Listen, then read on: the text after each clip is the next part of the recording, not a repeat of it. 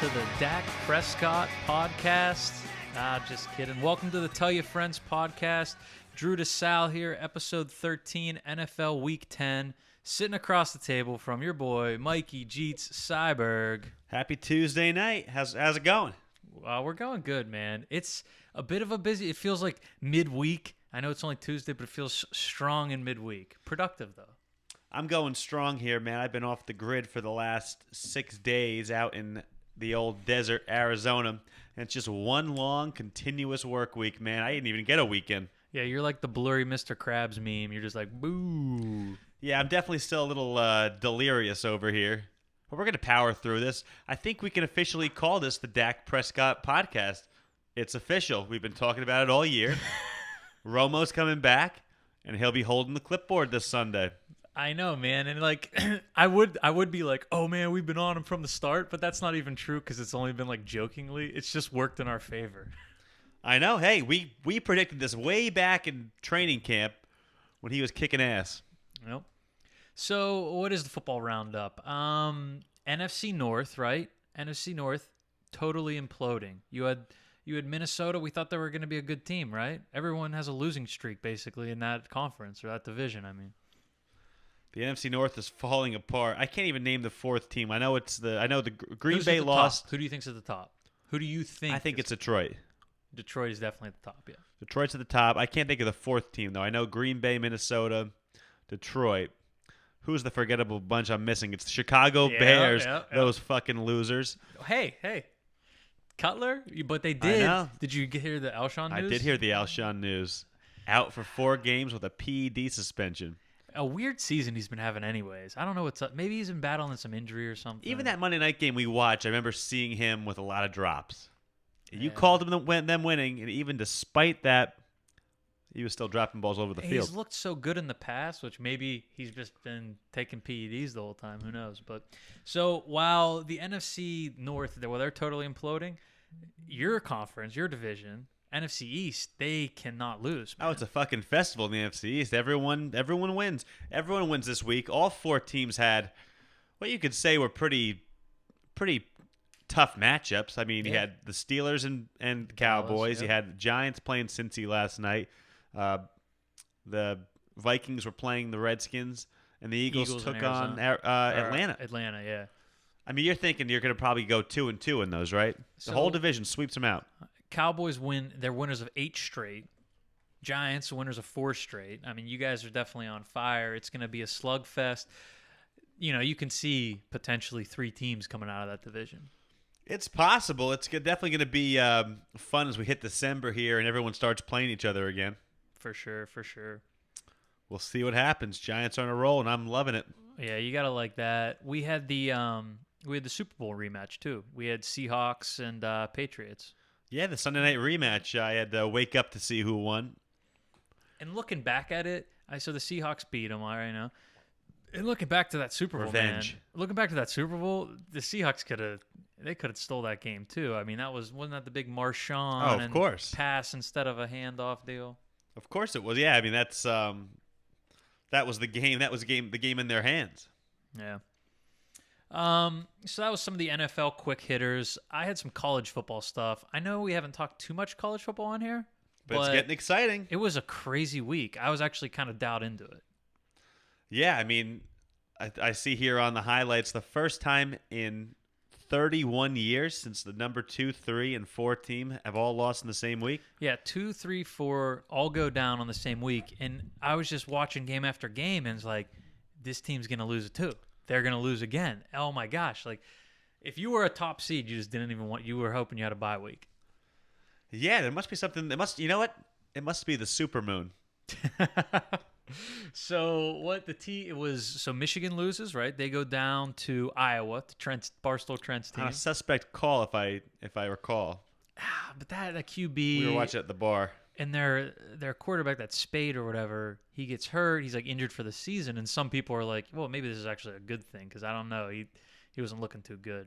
Who's that? That's Iowa's quarterback? Michigan's quarterback. Oh, really? Okay. Yeah. Interesting. So he's hurt. He's out for the year. But they're like, I don't know, is this actually better or not? There's definitely some uncertainty there. Well, you know what's fun about Michigan losing? Penn State can pretty much control its own destiny. Yeah, and that's what I was going to say. That's a very good point. The Penn State fans are all riled up. They're licking their chops. Hell yeah. They're thinking Big Ten championship, and with that, Hey, potential national top 4. championship. I don't think they're. Let's face it, they're not the best team in the Big Ten. But sometimes life's all about circumstance and opportunity. And they have an opportunity to get in the top 4, and that would be pretty damn cool to be able to watch Penn State on New Year's Eve this year. So I'm definitely a little bit more dialed into the college football than I have been in years in the past. Yeah, I hope the playoff keeps expanding. I mean, it makes it way more fun. Like you're saying, you got the Penn State team who, would have been down 2 losses, wouldn't even had a shot at anything. And now they're like, hey, maybe, college football playoffs. So I definitely like the way that the tide's turning there. Well, it has to expand because how can you leave Michigan or Ohio State out and put Penn State in? Yeah, they beat Ohio State, they lost to Michigan, and they won, theoretically, the Big Ten championship. And, of course, as I say that, I'm biting my tongue because I'm sure I've just jinxed it. But, they're not as good as Ohio State or Michigan. So how do you leave those teams out? I don't know. It's a tough call. I mean, so they'll expand it. Who would they beat, right? They beat Ohio State head-to-head. They beat Ohio State head-to-head, them. but, play that game 10 times. As a Penn State fan, Yeah. they're going to win 1. Yep. Other team losing. Next one I saw is Clemson. Clemson goes down to Pitt, and a Pitt team who is just, I don't know if they're Jekyll and Hyde or not good or what, but for them to lose to Pitt was a pretty bad loss. And not to bring it back to Penn State, but let's appease our local listeners. Our listening base is probably 50%. It definitely alleviates that early season loss. Yeah, it makes you feel better. So Pitt took down Penn State, and that one is in Pittsburgh, right? Yeah, feels good. Either way, that's not, Penn State playing in Pittsburgh. It's not like a hostile crowd necessarily. I mean, there's definitely a lot of hype, maybe more like an NFL game, but yeah, I think there's not really. It's more of a neutral site. Yeah. Can you guess who the third team? There were 3 big teams. Luke, can you guess who the third team was? Well, I'm staring at the you're looking piece at of paper. it? I am looking at it, yeah. I always look at it. I got to see what's going on here. I like quizzing. I would have gotten it anyway. I like quizzing you. All right, so Washington, right? Washington loses. Smoke and mirrors. They go down to USC, which I didn't pay too much attention, but I guess it's technically an upset. Yeah, well, USC's been unranked for a couple of years now. And I know they're ranked now. They're up somewhere in the teens. And they're definitely back on the rise. Yeah, you don't think, USC upsets Washington. You don't hear that too often. Right. They've been decimated with the Pete Carroll, with the Reggie Bush, all that stuff. But so that leaves us with there's only 2 unbeatens, and really the season of college football, it is Bama and everybody else. Like the joke is like every what year. Is Bama going to play a red versus white game, a squad matchup for the championship, because they probably could. Yeah, it's crazy. I mean, they are just on a different level. Do you think they could beat the New York Jets? Well, they were saying the Browns. But why the Jets? Why do you pick the Jets? I just think of a team in disarray. The Browns are in disarray too, but I feel like the Browns would definitely lose. Yeah, the Browns might lose. Would I pick Bama over the Jets?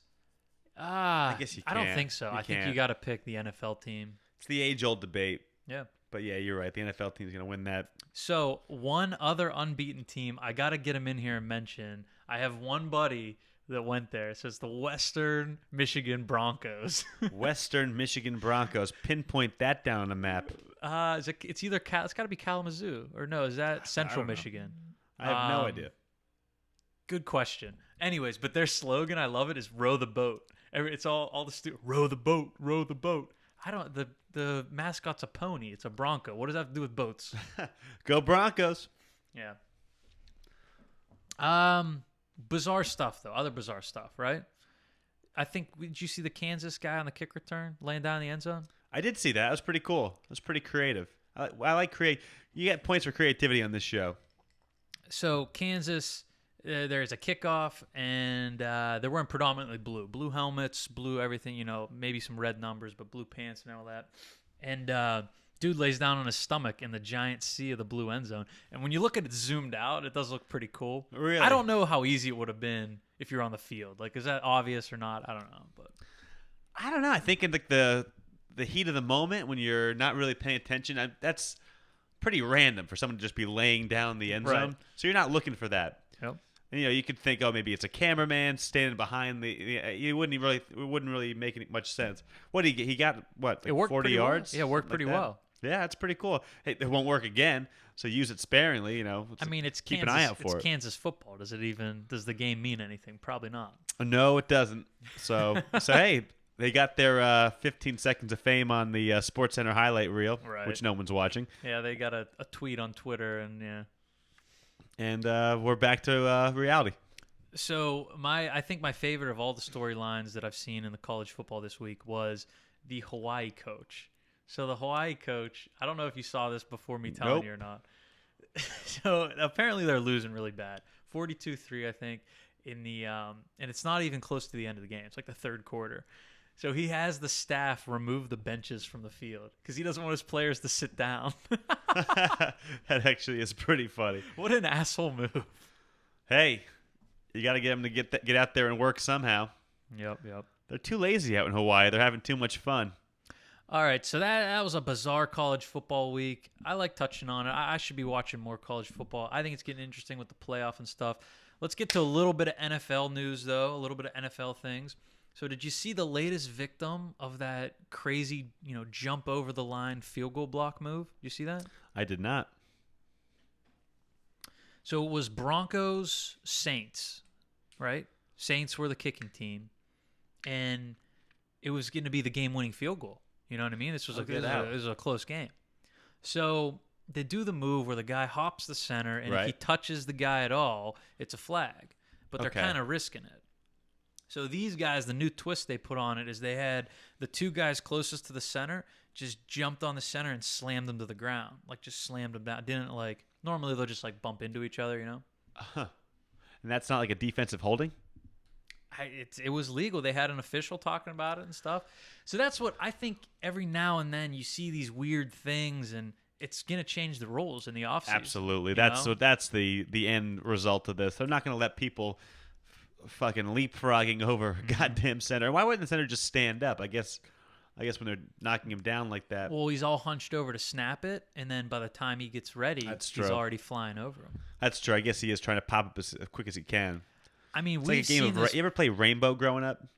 In the pool? No, tell me about Rainbow. Rainbow is it's a pool game where one person's up against the side of the pool, and everyone on the outside has to dive over them, and they have to jump and try to reach and touch that guy jumping over them. Interesting. It's going to be the Rainbow of the NFL. It's going to be the center popping up out of his stance and trying to jump and touch these guys as they jump over to block the field goal. That sounds like a swim team thing where you had to be a swim. Might have been a swim team game.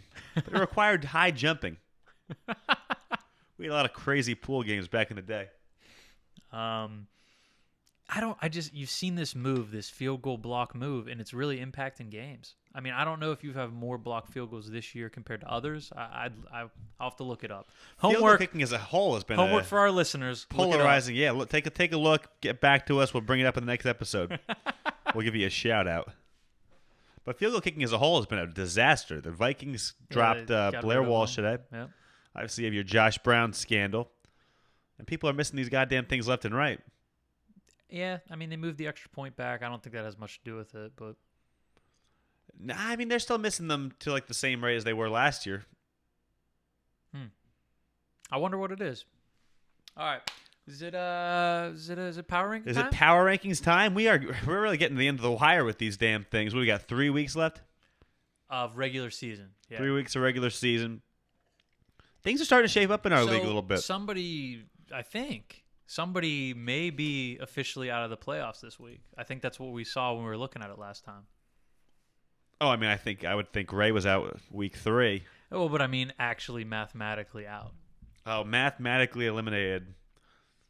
We'll have to do a toast to him.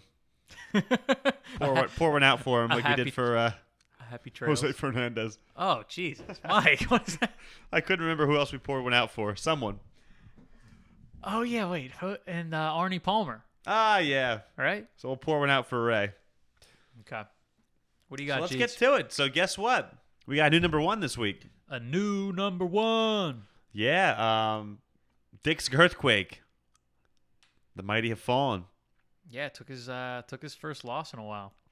And Matty Z, who's been slowly creeping up on him and just not scoring the same number of points, but had the same record for a while.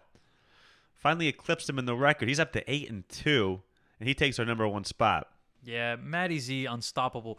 Fueled definitely by Zeke Elliott. I mean, he's killing it. I'm not looking forward to having to face up against him next week. Ooh, yikes! I'm in the playoff hunt here, baby. I gotta be playing these bottom feeders. So number 2, not dropping far, is Dick's Girthquake.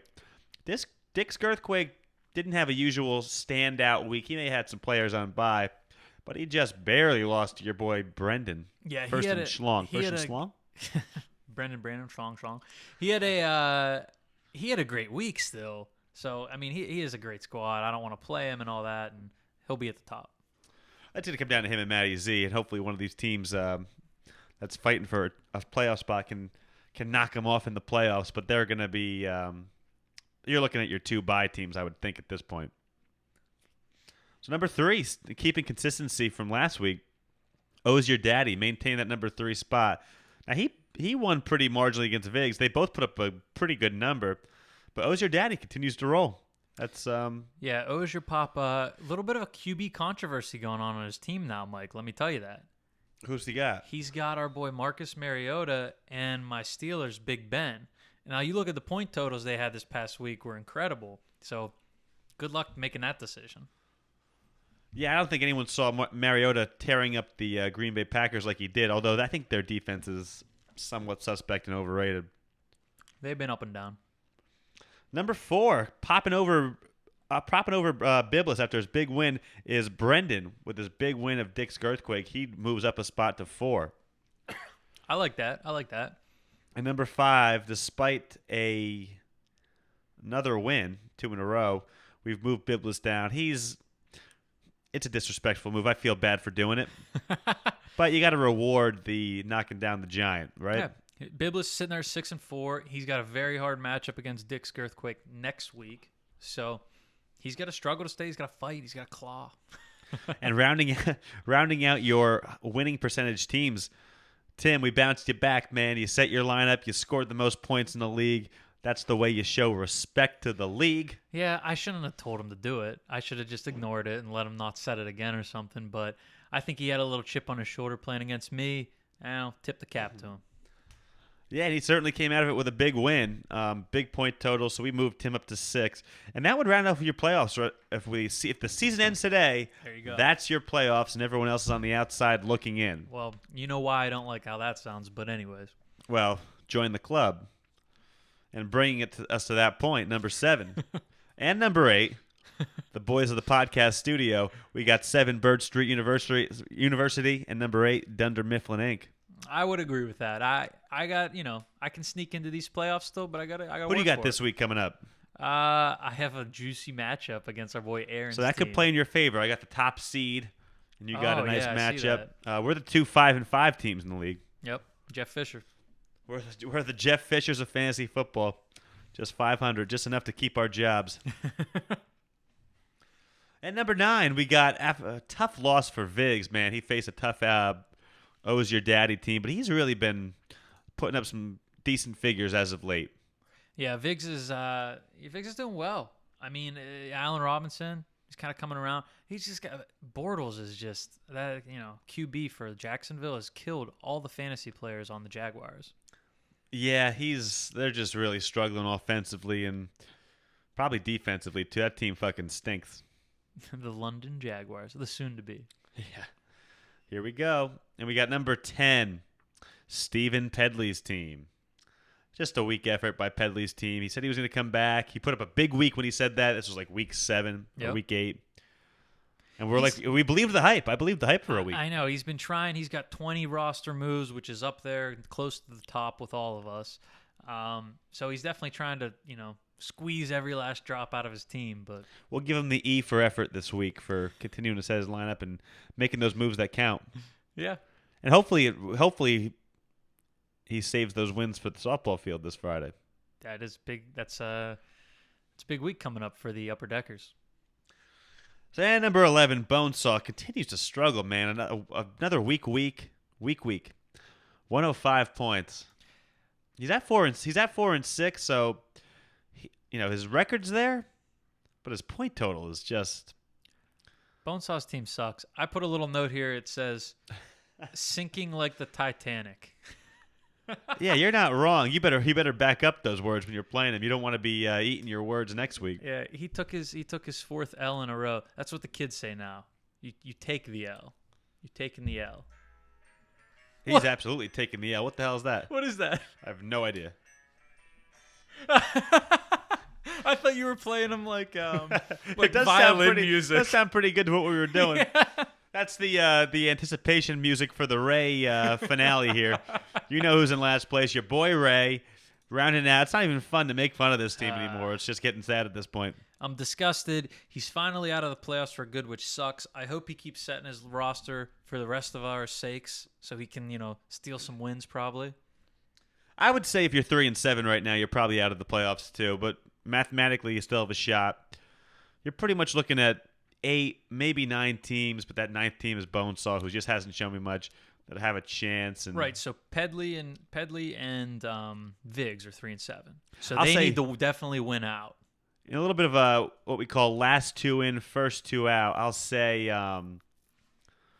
last 2 in. I'm going to pick Bird Street University and maybe next year. Yep. First 2 out, I'm going to say Brendan, First and Schlong, and Dunder Mifflin. Yeah, I agree with that. And with that, let's sail into the sunset, my friend. Yeah?